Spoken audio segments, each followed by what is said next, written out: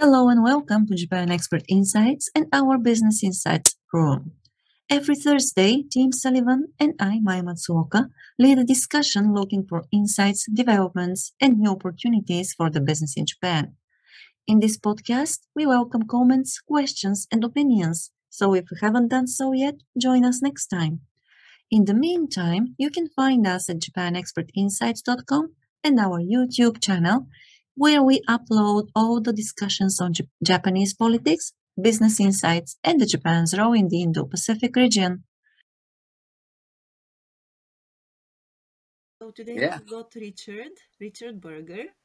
Richard is the Director of Communications at Link Global Solution, and he's doing translation and also he's in charge of communications in the company. Richard has a long and very interesting career here in Japan.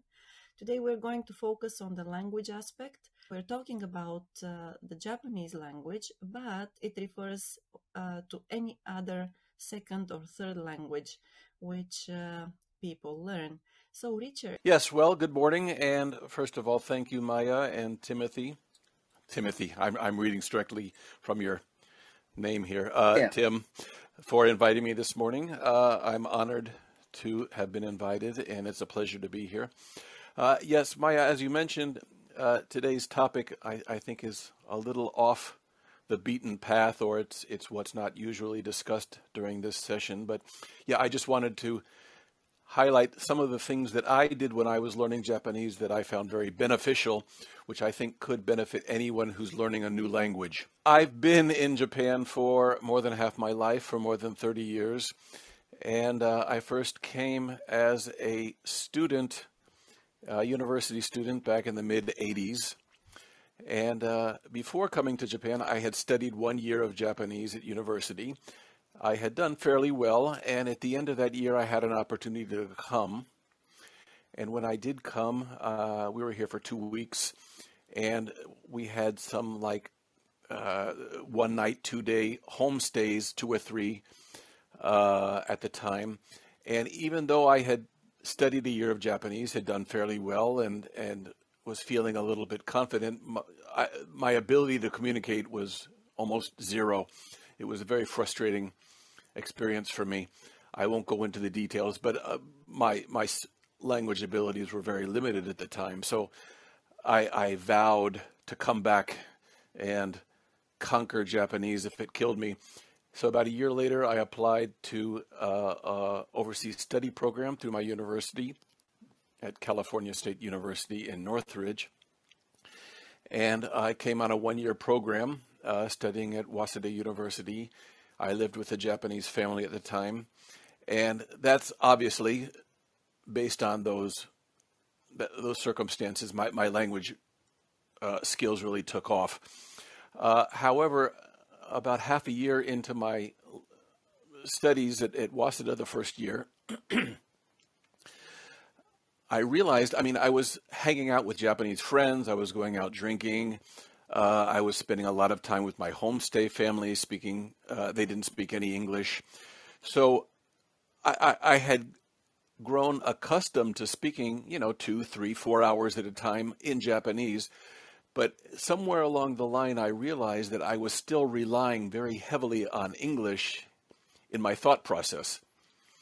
So I was, kind of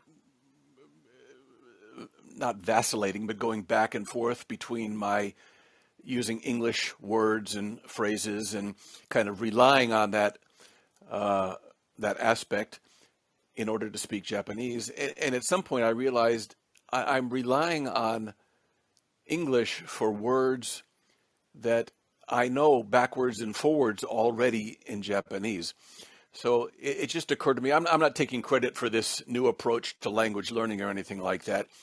And I should make clear that this is not a shortcut. It's not some hack. It's kind of just a new approach to viewing language learning that benefited me. But I realized that I was still relying on a lot of English words. And so it occurred to me, I'm speaking hours on end in Japanese and I can do it, but it's kind of an inefficient thought process. So I said, what if I were to just try to think exclusively in Japanese? What would happen? So one day, on the way to school, walking from my homestay family to the train station, I tried just thinking only in Japanese, trying to make every thought that popped into my head exclusively Japanese, which is a conscious effort. And, I'm walking down the street. 今道を歩いています。今日はちょっと寒いですね。でもジャケットがあるから大丈夫ですね。あ、どっかで犬が And then I realized what I wanted to say was there's a dog barking somewhere, but I didn't know the word for bark. So at the time I said, 犬が bark してます, just whatever it took to get me through that particular idea or thought. And I was doing this for about, 4 or 5 minutes, and I realized I was really quite exhausted. Even though I was speaking hours on end in Japanese, to make myself consciously think exclusively in Japanese was quite a tiring process. So it occurred to me, I'm onto something here. So during the course of that particular, trip to school on that day, on a few occasions, I would just kind of dip in and dip out of thinking exclusively in Japanese. And what I realized through that process was that I was encountering words and I wanted to say things that for the first time I realized my vocabulary was completely insufficient. And I got to thinking, why is this? And I realized that during the course of my day, we're studying whatever appears in the textbook at the time or the teacher in the Japanese language class is teaching us. And then also on my interactions with my friends at school and my homestay family. But the kind of conversations I was having at the time were rather restricted. I mean, they kind of repeated themselves. I was relying on the same vocabulary words, the same phrases, the same sentence structure. And I realized that was limiting what it is that, the whole span that language offers and that, you encounter or think during the course of the day, what you actually say and verbalize is really quite limited. So, I began to kind of expand on this idea of thinking exclusively in Japanese.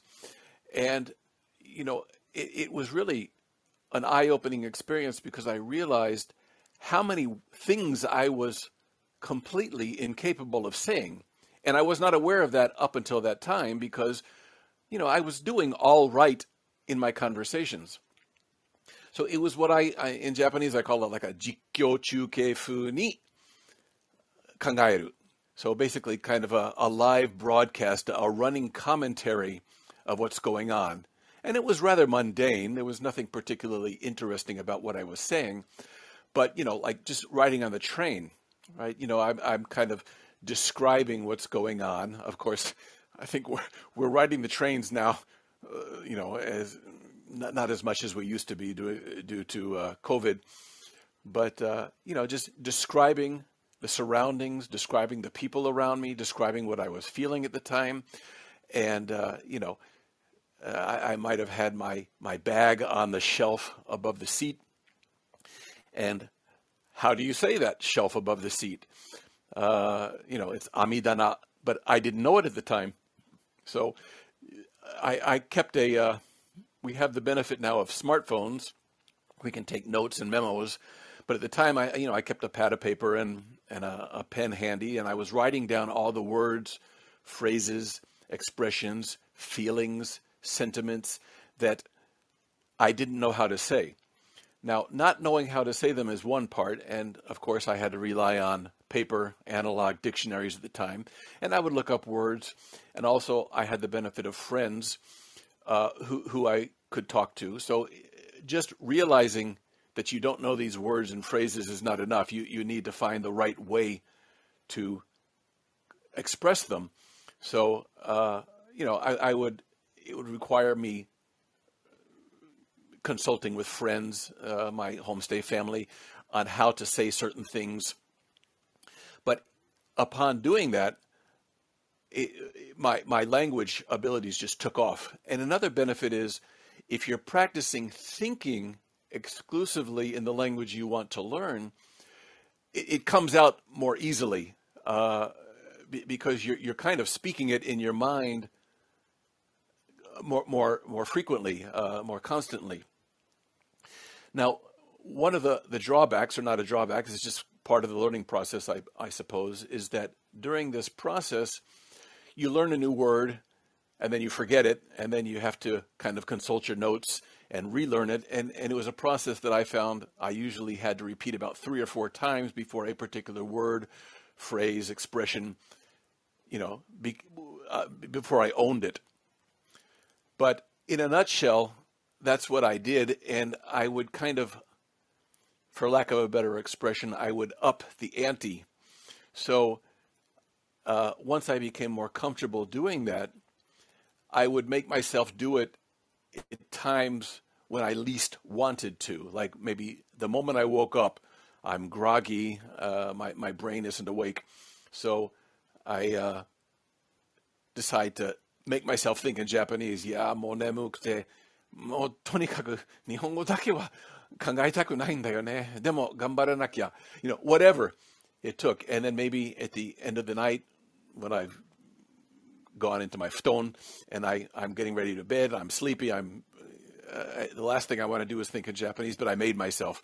Or maybe if I woke up and I had too much to drink the night before and I have a hangover, I would make myself. So I would kind of push myself to embrace the idea of thinking in Japanese at inopportune times, at times that were, shall we say, inconvenient for me, or that didn't feel comfortable. But in a nutshell, that's what I did. And it's rather a simple thing to consider, and there's nothing novel about it. And once again, I'm not attempting to take credit for this, brilliant new approach to language learning. But that was something that really, for me personally, kind of was a turning point in my language learning process, and it kind of took off from there. Yes, thank you for that. I have noticed the same thing with my English actually, because I'm not a native speaker of English.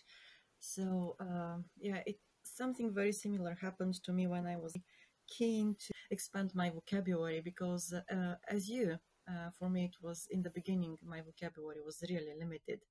So yeah, and that willingness was really so strong that sometimes I dreamt in English. But I wonder, so nowadays, Richard, you said, it's important to think in the language, in your second or third language. So do you think in Japanese predominantly, or in English predominantly? That's a good question. I think in both, not at the same time. One of the things, I'm a writer. I worked in communications and still do to a degree, writing press releases. So I make it a point personally to avoid what I'm about to do, but champon at all costs. When I think or speak in English, I try to exclusively do so in English. There are times when I might be, certain Japanese words might better convey what I'm trying to say when I'm speaking in English, but I try to speak exclusively either English or Japanese without mixing the two. I know that some people kind of go back and forth without even thinking about it, and that can be very dangerous for someone like me, in that I take pride in my writing, whether it be in English or Japanese, and I try to be rather strict with keeping a division between the two. But honestly, in this, at this stage, it doesn't occur to me whether I'm thinking in one language or the other, but it's not unusual for me to be maybe thinking most of the day in Japanese. And it's not a struggle anymore, knock on wood. So one caveat to this approach is that it requires that you have a solid foundation, at least in the grammar, and you have a working vocabulary. Because if you're not at that level yet and you try to do this, I think you would become so frustrated that you probably wouldn't make any progress and might just give up. But for that reason, it requires that you do have a solid foundation in the language that you're trying to acquire. Right. I have a question. I agree with you about the grammar because if you don't the grammar, if you don't have the grammar, you cannot build upon it with vocabulary. So the building blocks, I may be mistaken, but for me, it looks like the building blocks of the language are not so much the words in themselves as the grammar, or maybe that's the frame or the structure, depending on how you look at it. But I wonder, it's really interesting. Several years ago, when I went back home, and one day I was talking with my friends there, and suddenly I found or myself in a situation when I was so much inclined to use Japanese instead of Bulgarian. And that was because I thought, that the Japanese language, or that the Japanese expression which I had in mind at that time would be much more expressive of the way I felt and my observations. So I wonder, do you sometimes feel the same? Like, you feel that Japanese is easier to use, or would, present your feelings or sentiments in a better way than English? I was I was nodding my head so vigorously that I think I threw my neck out. But um, that's one of the wonderful things about learning a second or third language is that it opens up doors to new ideas or concepts or ways to convey, things that happen in life or things, ways that we feel. And, I learned some things in Japanese that express certain situations better than anything that I found English has to offer.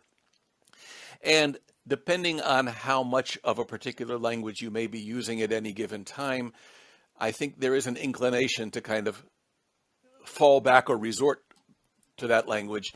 And I remember when a few years after I came back to Japan, I was here for 2 years as a student in the 80s, and I came back in 1990. I've been here ever since. But when I returned in 1990, I had been here for several years, and I didn't return to Japan. But I was speaking with my mother, you know, I think every, once a week or so. And I sometimes get allergies during the change of the seasons. And she said, "Oh, you sound stuffed up." And I realized I was saying, yeah, my allergies are kicking in. And I wanted to say, I've been taking my medicine. But what I said was, I've been drinking my medicine.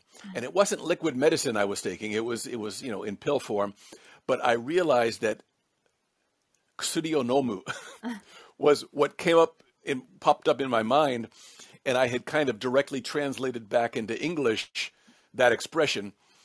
And, it didn't sound strange to my mother, and it didn't occur to her what had happened. But it was kind of I don't want to say a wake up call, but it was a little bit of not a shock, but kind of oh, I just noticed what I did there. And so that can happen. I think one language can influence or bleed into the other. But yeah, I can sympathize with your predicament when, you thought maybe Japanese would have better conveyed what it is you wanted to say than Bulgarian, right? Right, yes, exactly. And even nowadays, when I go back home, it's like, when I go back to the house and I feel inclined to say TADAIMA, and I know that nobody would understand that because we don't have that custom. We don't have the expression and the notion of saying it, using that expression when we go back home. I mean, I don't know how much of it is a language issue as opposed to a cultural issue. Right. But, when I was working at Canon for 20 years, whenever we would go out for whatever reason, we'd all announce loudly, "Ittekimasu," and everyone would say, "Itterashai," and as soon as you came back for whatever it was, whether an interview that you took part in or going out to see a reporter or something, you'd come back and "Tadaima" and "Okaidasai." And then when at my current employer, there's a lot of non-Japanese, and it's not as Japanesey of a kind of office environment, and so I'm always a little self-conscious if I'm leaving the office is to say "Ittekima." It just feels out of place. So yeah, there can be some cultural awkwardness that results from, I guess, you know, full immersion into a particular culture. one point which you just touched upon, Richard, about the culture, the language and the culture. And I think that especially when you come from such a different culture, from, let's say, for me it's Bulgarian, for you it's American, but both of us, we live in Japan. And well, our spouses are Japanese, our families are Japanese. And it's interesting how easy it is to notice that the language is an expression of the culture itself. And although it is not, of course, every language can express a very wide range of ideas and also observations, and let's say explain ideas which come from other cultures and other backgrounds and realities. Still, it is, especially with the Japanese, for me it's fascinating to see how this language actually translates the culture or conveys the culture of Japan. It verbalizes it. So maybe that's one of the reasons why there are concepts which are very different from the cultures which we come from, and which at the same time are very enriching. Oh, I completely agree. I think some people are open and receptive to that, and for that reason, I think make great strides. Whereas others, I think maybe just accepting that kind of other perspective or that otherness about the language as well as the culture maybe is just too overwhelming, and some people just really can't feel comfortable here, I think. Another, I remember Tim had a anecdote about this as well, but another aspect, it's one thing to kind of immerse yourself in the language and to commit to thinking in the language and then get comfortable with that. But then,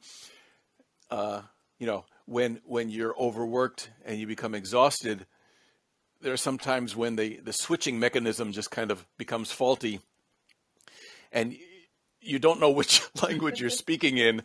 And I've spoken to my family back home in Japanese sometimes, when my wife and I go back to the U.S. and I've been speaking to my wife all day, and then I don't know, my brother or my mother might have said something, and then without even thinking about it, I respond in Japanese, and they give me this, strange look, and it didn't even occur to me that I had responded in Japanese. So that can happen sometimes. I remember Tim had an incident like that happen Yeah, Tim. in the past.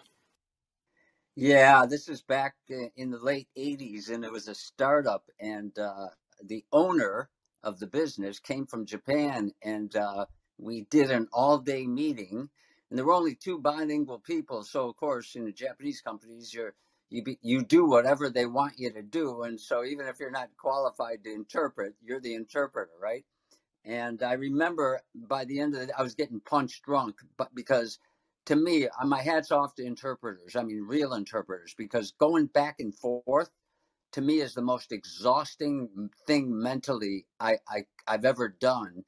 And so we're like 6 hours into this meeting, and I'm talking to the Japanese, owner in English, and I'm talking to the Americans in Japanese, and I didn't even realize it until everybody burst out laughing. So I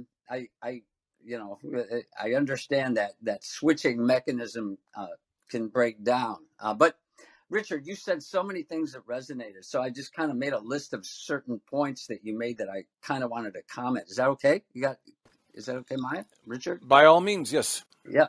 So you talked about, the champo, not doing it, the commitment to not doing it. And I totally agree. Maybe our reasons are slightly different, but so when I was in college, I had to take a lot of linguistics classes. And one of the things I remember reading, and I don't remember who did, it was a doctor or a PhD in linguistics, but they were saying if you want to raise your kids bilingually, you have to separate the languages, because young children can't think in an abstract mode. And if dad is mixing Japanese with English or mom is mixing it, the child has no way of separating the two languages. So you have to find some physical way to show the child that they're two separate languages. And the easy way is dad only speaks in his native tongue and mom only speaks in her native tongue. So that's how we raised our children. And we lived, we were in the US, but I wanted to give them the gift of bilingualism, because it was, as we all know, if you study a foreign language after you become an adult, it's so much harder to learn, right? So we were pretty committed to that model, and it really worked well for our kids.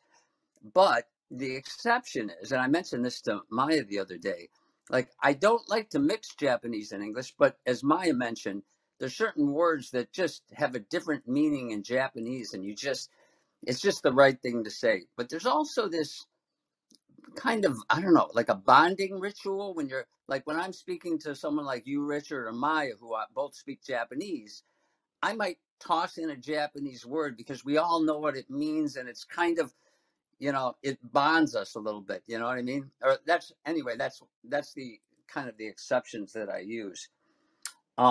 As far as trying to forcing yourself to think in Japanese, I think it's brilliant. I wish I thought of it. The only thing I can say is that when I speak Japanese for a long period, I do get in that flow. Like I kind of, and last week, Maya, my wife, and another friend who's Japanese got together, and we spoke Japanese. Gosh, what was that? A couple hours, Maya? And I think both of us just slipped into the flow of Japanese. Don't you agree? Yes. Yeah, and so for me, it's like it's easier when I get into, if I'm doing it, and as you implied, Richard, like if I'm speaking Japanese all day, then my English gets kind of funny at the end of the day because my brain is kind of switched into that mode, and so it's kind of strange. But to kind of underscore what I said earlier, my hat's off to people who are interpreters, because what a hard job to go back and forth. I honestly don't know how to do it. It's just exhausting. And then just the last thing I wanted to mention, the notebook idea. So I did the same thing when I was a student, and I lived with a Japanese guy. And it was just so funny because I went back and looked at the notebook 20 years later when I moved from Chicago to Hawaii. And I remember, just like you said, me wanting to say something and I didn't know how to say it. So I would write it down in English, and then I'd go back to my roommate and I'd say, Ken-chan, dattara, dou fu ni ieba ii no kana to. And he would tell me, right? So the first phrase in the book was, people are going to laugh, but 追加料金を払いますので、チーズをたくさん乗せてください. And I read that and I'm like, only an idiot American would ever say that. Throw extra cheese on it, I'll pay for it, right? So those were the kind of practical types of things that I learned. It was really interesting because if you're motivated to learn it, it sticks in your head quicker. Anyway, those were my comments. I enjoyed your prepresentation. 追加料金払いますから、チーズ多めに乗せてください。最高。笑っちゃうよね。 Yeah. もう本当にアメリカ人しか言わないことだと思うな。 And I'm sure that there is somebody in the audience who would say the same thing about Tabasco. Maybe Tabasco and cheese would go really well together. So I'm really interested in some of the people in the audience who, I know we have Japanese in the audience who speak good English, and we have, non-Japanese who speak excellent Japanese. I won't call you out by name and embarrass you, but please feel to come up on stage and share your experiences, because the more the merrier. It's really interesting getting all these different perspectives. Good morning, Frank. Welcome, Frank. Good morning. Hi. Morning. Good morning. Morning, everyone, and thanks, Richard. This was I must admit, I've tried your technique over the years, and I do it for like half an hour and think, wow, this is great, and then I forget it. And so, one quick question is if you've got any advice on sort of how to keep that as just make it part of your life, and not just part of a half an hour or even a day. But my main question is, I've always thought, I studied Japanese at university and did a full degree in Japanese, and I've lived here for 30 years and speak reasonably good Japanese, but have the same problem as you. I feel very comfortable in many areas. I feel comfortable at work, and then I'll come home and my wife will drag me into the kitchen to help with cooking, and I'm, unfamiliar territory and then I haven't got the vocabulary. I go fishing with my friends and I don't have the vocabulary for that. And I always thought that language is this. It's like in real estate, the way they say, location, location, location. In language, it's in Japanese, it's tango, tango, tango. And so ways of just learning and retaining that vocabulary is I'm really interested in. And my question is what do you think of like the relationship between learning kanji and learning spoken Japanese as well? Personally, I found that having the picture in my mind was really powerful, and it's sort of this cumulative thing when you learn the the onyomi and the kunyomi, and then it all starts to come together in this puzzle in the end, and you hear a new word and you say, oh yeah, that's that character, so that's why it makes sense, and it sticks in your mind. But any thoughts you have on the importance of also learning to read and write as well as speak Japanese? Well, you covered several topics there. You mentioned that maybe you'll try to think exclusively in Japanese for about 30 minutes and then it kind of slips your mind. It requires a conscious effort at first. I think in those first few days when it occurred to me, I was only doing it for maybe, 2-3 minutes at a time. And that was enough to get me really quite exhausted. So, maybe a little bit later I would try to extend it for a few minutes. So I was doing it several times during the day, and it was a conscious effort. So if there's any way, that's not really a great suggestion, but if there's any way you can kind of, set a reminder, or, every time you see a particular something, or put Post-it notes around your home, or just something to kind of jog your memory. And I think once you get into the habit, maybe it will become a little more second nature, but that does require an effort.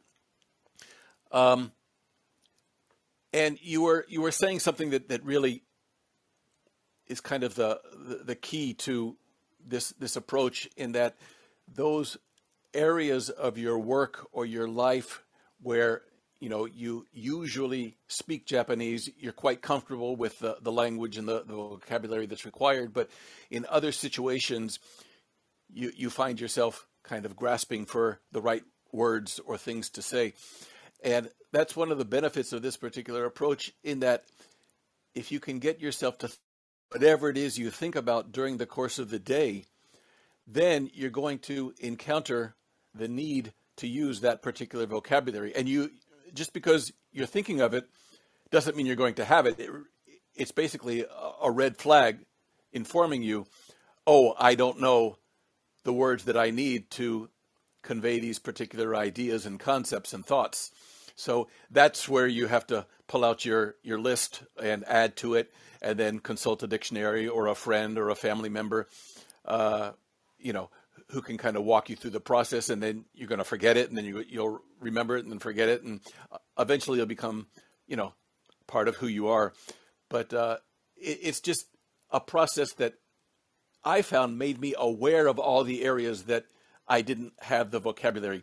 And I think anyone who's kind of spent any time speaking Japanese has encountered that, where they feel very comfortable throughout most of the day, and then they'll encounter something. Someone will talk about politics, for example, or you'll go to the electronics store and you need, a cable, and you suddenly you're struggling and gasping for air, like, why can't I say this very simple concept? So it's, if you're going to the store to buy a cable or whatever it is you need for your computer, then if you're thinking about it before you actually even leave your home, then it will occur to you, oh, how do I say that? And that will be the trigger, I think, to look up the words that you may need and write them down. As for kanji, I'm a self-professed kanji geek. I'm no expert, but I just really like them. And I've written about them on LinkedIn, and I've even made a couple of animated videos about them. But I remember vividly when I was at Waseda in my first year, and I read something that was not in the textbook. I encountered it somewhere, and I just happened to, by chance, know every kanji that was, it was a very short sentence. And it felt like little explosions were going off in my head.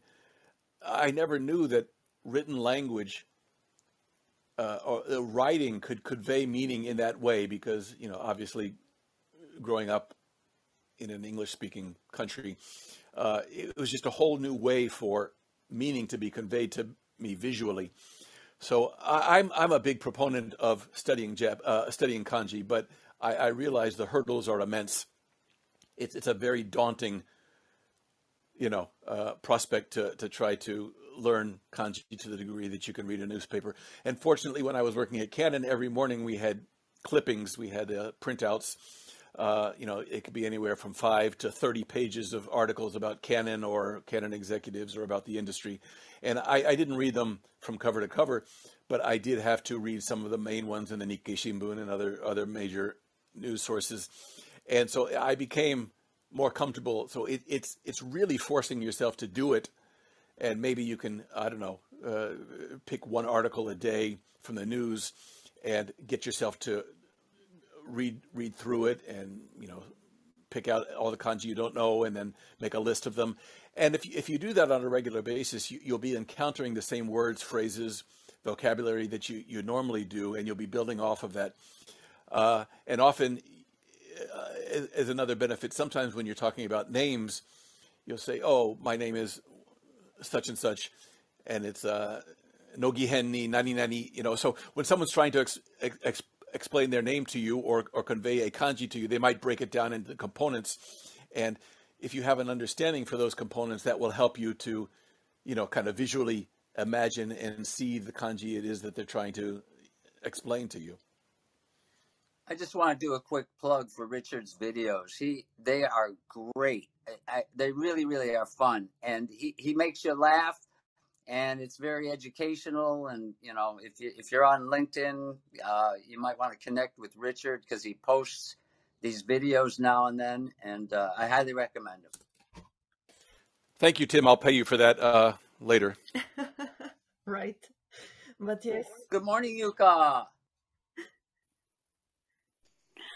Good morning, Timothy. Hi, Maya. Hi, everyone. Hey. Thank you. Good morning. It's you guys' ability to come up with a fun topic. It's really amazing to me. Well, thank you so much for this fun topic. Hi, Richard. So my situation is obviously kind of reversed. I'm Japanese. English is my second language. So I have two questions. When I first come to the state and, start going to college, my first challenge was listening to, understanding what people are saying. And, people tend to speak very fast, and I ask them to repeat, and they don't slow down when they're repeating. They just speak louder. So my question is, and so I ended up staying home and then watch the soap opera day in, day out. Because, the soap opera storylines are very simple. These people are just having an affairs with, every which way. So that was good learning for me, especially listening wise. That's my, sort of, is there any, you said you were always thinking in Japanese, and the Jikyo Chuke, that was actually great. But how did you improve your listening skills? That's my question number one. And then my question number two is, your pronunciation is near perfect. So, so I live in California. Actually, I've, driven by the Calcium Northridge a couple of times. But, so especially katakana words are very difficult. Sometimes, I tend to say McDonald's, and then I have to sort of accentuate like McDonald's, or when I say for, the California, and then nobody understood me. So I have to sort of California. So I'm sort of exaggerating. But so my question again is your listening part and the pronunciation. How have you worked on those? Thank you. First of all, I would like to say the first thing you said, you were talking about this topic being fun. And I applaud that attitude, because I think too many people view language learning as a chore or something that is difficult and drudgery. But your attitude is I think, the best attitude you can have, and just kind of enjoying the process. It's frustrating, but just taking that attitude of enjoyment, I think really can benefit anyone who's trying to learn a second or third language. As for pronunciation, when I was a student at California State University, Northridge, I was originally a music major. And then I realized I had no musical talent and I changed majors. But at the time, I met this guy, this fascinating guy who played the bass, double bass. And before he became a student at Cal State University, Northridge, he said he was in the Mexico National Symphony Orchestra. And he gave me a piece of advice. This was even before I began learning Japanese, but he gave me a piece of advice. He said when he was speaking in Spanish to his colleagues in the orchestra, he said, I don't know if it was him or somebody else, that they talk the Gringo syndrome. Gringo syndrome. And that is being overly self-conscious about your pronunciation. So you're not going to pronounce it properly, so you intentionally kind of add in a stronger American accent. So instead of saying croissant, you say croissant. It's kind of a joke to avoid the potential embarrassment of not saying it properly. But this guy, he was saying it helped when he was speaking to his bandmates or his orchestra mates. It was like, "Hey, ¿qué pasa?" Just trying to mimic, trying to reflect the intonation of the native Spanish speakers in Mexico that he was working with. And, just putting it all out there and not being reserved at all. And that's kind of the approach I took. So when I was speaking with my Japanese friends at Waseda when I was a student, and they were agreeing with something I'd say, they would say, so. And I would do that right back to them if I felt that way. And I got laughed at quite a bit because they thought that was quite amusing. But I was trying to just basically give back to the same degree that I was, hearing them. And as far as listening practice, I can sympathize with you. Many Japanese people also speak quite quickly, but watching television, also now we have the benefit of the internet and YouTube videos and Netflix and things like that. And you can go back and repeat, rewatch certain segments, but just basically exposing yourself to as much language as possible. And when I was watching television, Japanese television, I would also keep a notepad handy to write down words. And I'm constantly bugging my wife even now saying, "What did you say? What did you just say?" So if you have an opportunity and someone to help you and also access to a television or, the internet, I think there are plenty of opportunities to kind of practice your listening. And Yuka, I just wanted to make one comment. I agree. Listening skills, to me, it's an ongoing thing. And some people are so easy to understand and follow, and some people are so difficult. I still listen to Rakugo, and I have to listen to the same story 3 or 4 times before I can catch most of it. And still, there's stuff I don't know. As far as Americans, though, especially American English, we don't even pronounce our own language correctly. So I understand why it's so difficult to hear English, because we don't say, "I want to go to the store." We say, "I want to go to the store." So want to becomes wanna, go to becomes go to the, and so it's really difficult. I feel like British English is probably much easier to understand for someone who's not a native speaker of English. So anyway, by the way, thank you for the laugh. You made me laugh about the soap operas being about affairs all the time. That just gave me a belly laugh. I think that's so funny. One quick drama I would like to recommend for anybody who's studying Japanese is Shinya Shokudo. It's such a fun drama to watch, and it's on Netflix. So that's one example of things you can listen to, since we're on the drama thing. But thank you, Yuka. I remember the idea of getting used to the way someone speaks. My wife, this was quite a while back, but she marveled at the fact that all of Japan was able to eventually understand Beat Takeshi in the way he speaks. So when he first came out, I think probably many people struggled to understand what he was saying. He spoke very quickly, and so my wife was really quite amazed that because of his predominance, he was kind of able to train the entire country to eventually understand what he had to say. We've got Timothy Langley. Good morning, Timothy. Good morning. Thank you. What a great conversation. What a great room. It always is, Maya, when you host something like this. There are so many great comments. Tim, you are so funny. And promoting Richard's YouTube. When I saw the promotion for this room, I immediately went and checked out Richard and saw many of the videos. They are just hilarious.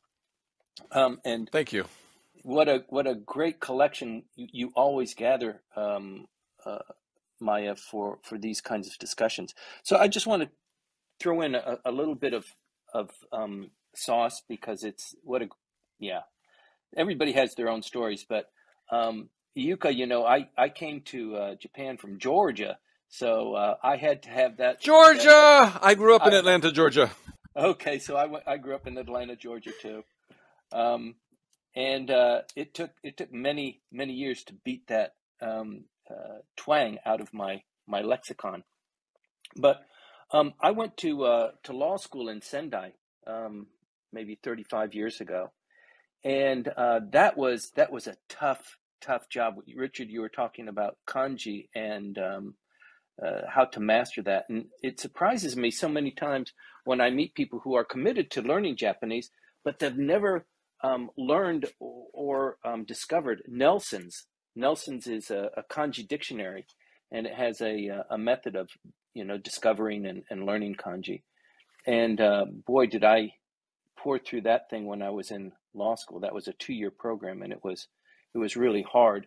But as a consequence, I know a lot of words, and I can write a lot of kanji. And what Richard, what you said is so important. You really have to enjoy it. You have to love it. You have to embrace it, because otherwise it's just too hard. It will frustrate the hell out of you. So you have to get into that kind of zone. But thanks for letting me pour my little dab of Tabasco in the conversation. It's funny you mentioned Nelson's. I have, in making these recent videos I have on kanji, I have my Nelson's right here on my desk, and I was looking at it when you were talking about it so lovingly. Yeah, I've got copies on my desk, at my desk at home. It's just, it's so wondrous. It's like an old friend. A few years back, I switched all my books to digital, but there's certain books I can't throw away. Nelson's one of them, because it's like an old friend. It's like you're throwing away your friend, It's like we were through so many battles together. So I totally get it. I think anybody old school, even though it was a pain in the ass looking everything up, it was a discovery, like you said, It was so interesting.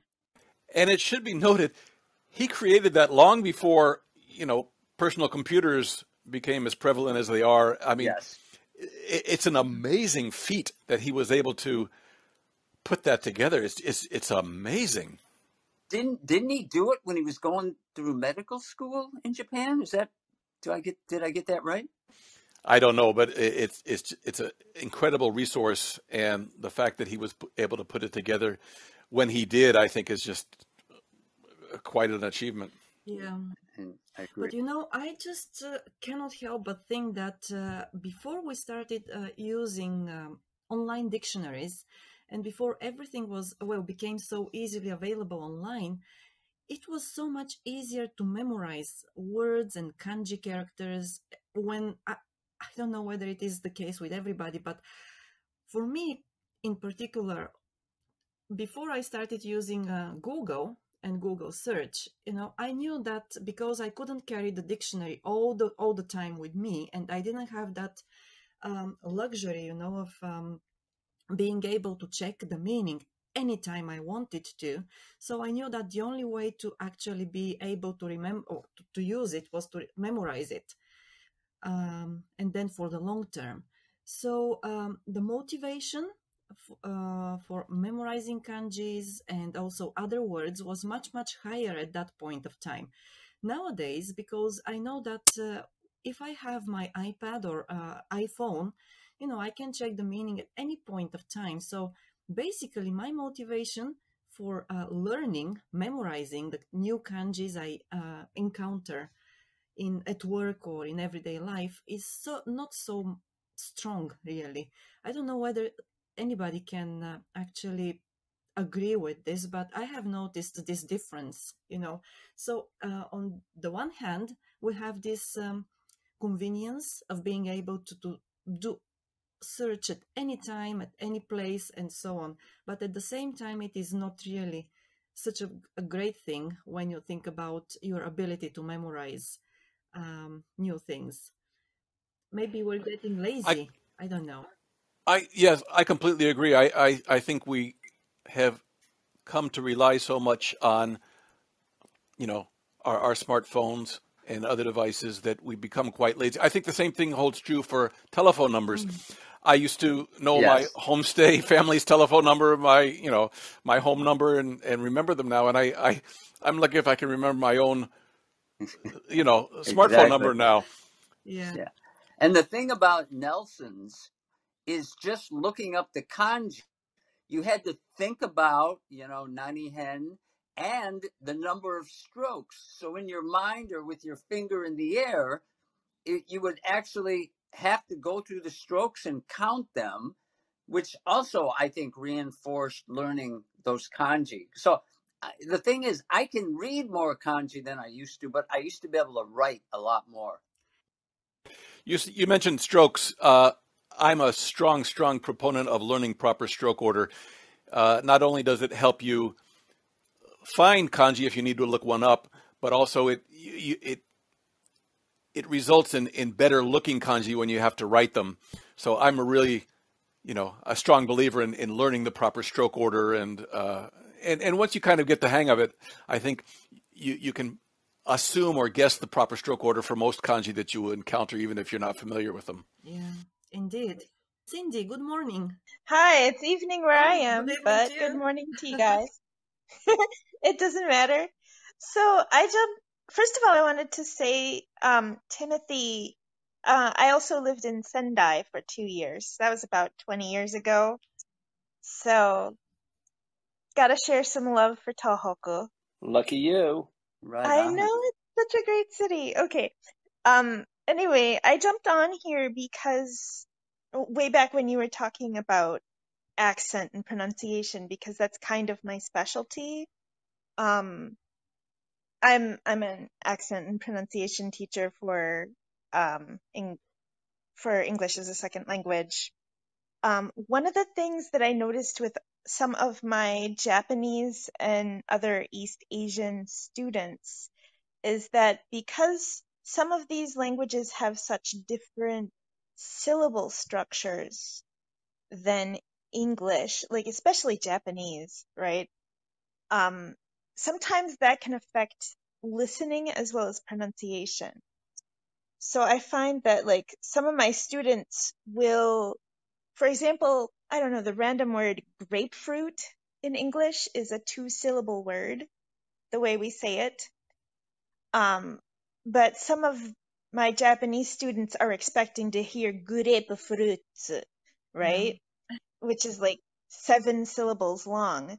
And so I've had to work with some of these students like in quite a lot of detail to get them to expect to hear grapefruit instead of grapefruits, right? Um, the other way around, from Japanese to English is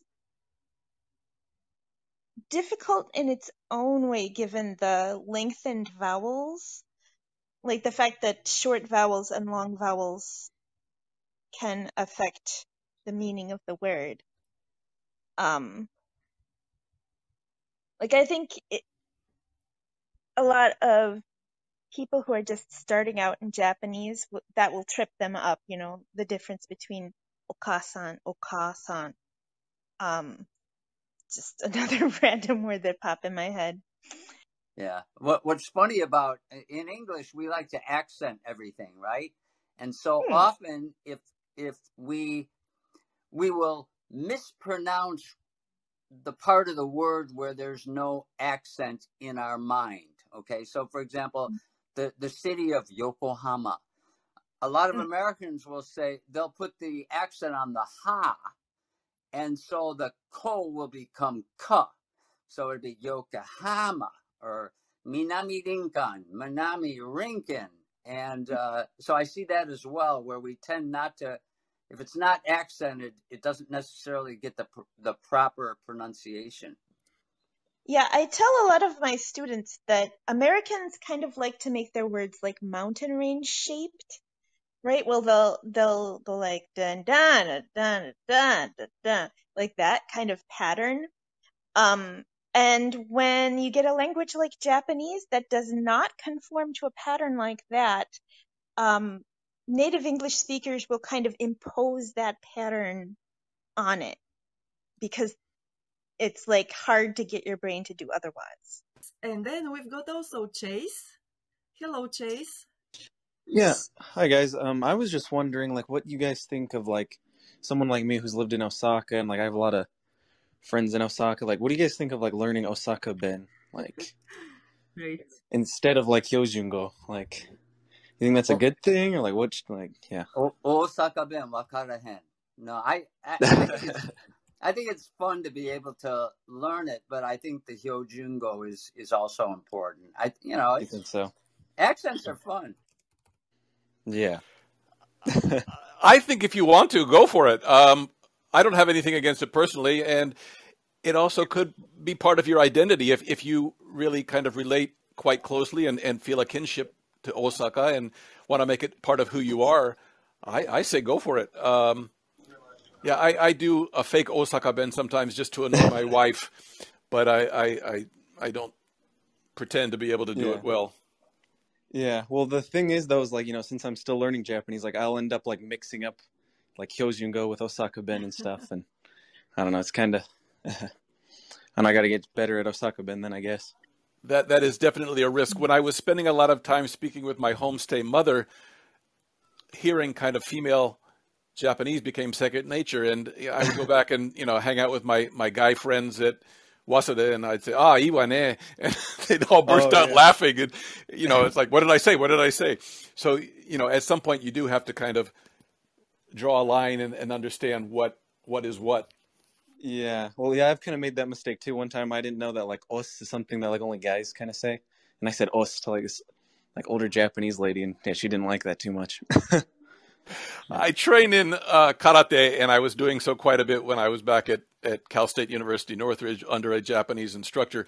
And os is, you write oshishinobu is the kanji you write, but it's a greeting, and it goes beyond being a greeting as well, but it carries a lot of different meaning, and kind of being to overcome any obstacle that you face. It's quite deep actually, but it's kind of lost a lot of that significance. And whenever the instructor is telling you what to do or correcting your moves, the only acceptable response is os. And I remember one time prior to my trip to Japan, my first trip to Japan was with the wind ensemble at the university, but the conductor was chewing me out. I was playing timpani, and he was chewing me out for something, and I was on the verge of saying "os" to him, which really would have been, caused immense confusion all around. But fortunately, I caught myself at the last minute. So yeah, that is a risk you run when you become exposed to things like that. Yeah, well, yeah, exactly. And like, yeah, that's one of the problems with, like, for me, I've never taken, like, Japanese lessons or anything. So yeah, I'm learning all my Japanese through just friends. So, like, I only know, like, Tameguchi. So, like, I'm worried about, because I'm going to start working in Japan next month, and I'm kind of worried about, all that, and accidentally using too much slang in Japanese. I don't know how that's going to go down, but I guess I'll find out. I would encourage you to try to add some kind of structure to your learning process, whether it be Yeah, a tutor or some online course or something. for sure. Yes, it's actually really Interesting. important. Yeah. Yeah, because there's been times that I could tell that like an older Japanese person wasn't appreciating too much like the way I was talking to them, because it was just a lot of slang. They were saying like somebody says like arigatou gozaimasu, like I would say like enya de, which is like like mecha like kansai ben, and they didn't like that too much. Right. While you're at it, I would keep a list of these anecdotes because someday you might be able to get quite a bit of mileage out of them. What do you mean? Well, just, I mean, everyone enjoys hearing everyone's kind of mistakes and foibles True. over the time. So, while you're making them, make the most of them, not make the most of them, but, just write them down once they've occurred and have something to refer to, when you're later off in your journey on the language path. Yeah, I agree. Can I add something, Chase? Yeah, sure. For most of us old fellows here who have been doing it a long time, I think everybody wishes, and I've heard Maya say this before, I wish, I had really borne down earlier to master the language, because you're gonna come to the challenges anyway. So at your stage in your experience with Japan, I think what Richard said is really good advice. And the other thing that I'll say is, at a psychological level, your credibility is closely tied to your language use, the number of words that you use, your appropriateness for using them, your the intonation and that sort of thing. It is closely tied to your credibility. So people who have zero credibility, Japanese people or foreign people who are speaking Japanese, Japanese people who are speaking English or whatever, who speak good colloquial language and they understand the joke and they laugh at the right time, are immediately assigned a level of credibility that is unfounded, but it's only based on the language. And it's a psychological trick. It's kind of like a gaslighting, that even though you have ill motives or intentions, or you're a grifter, your language, you speak eloquent language, people immediately assign to you a level of credibility. So there's a lot of things going on there, but I think my message is, stick to it. Don't allow yourself to walk into an employment situation and think you can wing it, because that they say the people form their impression really quickly after first meeting you. Sometimes you get a little bit of a buy because you're a foreigner, and they say, well, he's new here. But credibility, the establishment of credibility, starts at around the same time, and is much more difficult to modify once it's established. I've gone on too long, but I hope you get the point. No, that's interesting. Yeah, I think I do. But what do you mean by like credibility? Like you're a good person, or you're the kind. I see what you mean. I don't mind spending time with you because it would be worthwhile, or I think he's well intended, or he seems to have a strong fiber in him. His life is different from mine. I'd like to have a beer with him. Those kinds of things. But it goes further when you get into a business discussion, or when you're having an interview, or when you're being talked to about promotion or handling a certain project. It's just too broad to. On the topic of credibility, I just wanted to add one thing. The credibility doesn't necessarily mean you speak perfect Japanese. It's you showing the effort and sincerity and humility to do it the right way. And they'll forgive your mistakes if they feel like they see that you're trying and putting forth the effort to learn their language and the culture. Yeah, I can see that. Yeah.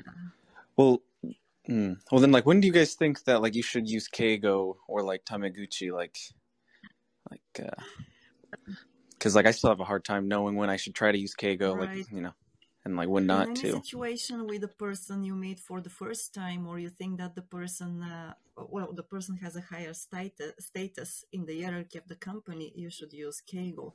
But also when you are in a business setting, you should use keigo even to your peers. So that, Oh, yes, really? at least formal Japanese, it helps because business situations here are formal. No matter how well you know the person, you need keigo, you need maske, the polite language, and it is also part of keigo anyway.